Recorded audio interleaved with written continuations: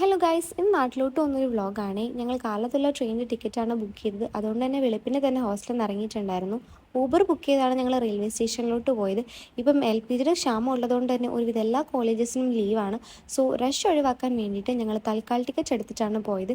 അങ്ങനെ ഞങ്ങൾ ട്രെയിനിലോട്ട് കയറി. പിന്നെ കാലത്തുള്ള ട്രെയിൻ ആയതുകൊണ്ട് തന്നെ ഒരു നല്ല സൺറൈസ് കാണാമെന്ന് വിചാരിച്ചു. ആൻഡ് നല്ലൊരു സൺറൈസ് കാണുകയും കൂടെ ചെയ്തായിരുന്നു. ഒരു 8-9 ആകുമ്പോഴത്തേനും നല്ല വെയിൽ വരുമെന്ന് ഞങ്ങൾക്ക് അറിയാം. ബിക്കോസ് ഇത് സമ്മർ സീസൺ ആണ്. ഈ ട്രെയിനിലിരുന്ന് പുഴുങ്ങുമെന്ന് പറയാം. പിന്നെ അതിൻ്റെ ഇടയ്ക്ക് കുറച്ച് പഴമൊക്കെ കഴിച്ചു. അപ്പോഴത്തേനും നല്ല ചൂടാവാൻ തുടങ്ങി. പിന്നെ കുറച്ച് മുന്തിരിയൊക്കെ കഴിച്ചിട്ടുണ്ടായിരുന്നു. ഞങ്ങൾ ഹോസ്റ്റലിൽ നിന്ന് ബ്രെഡ് ഓംലേറ്റും കുറച്ച് ജ്യൂസും ഒക്കെ കൊടുത്തിട്ടുണ്ടായിരുന്നു.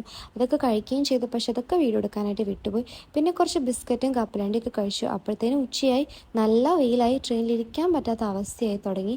പിന്നെ ഒരു 3-3:30 ആയപ്പോഴത്തേനും തൃശ്ശൂരെത്തി.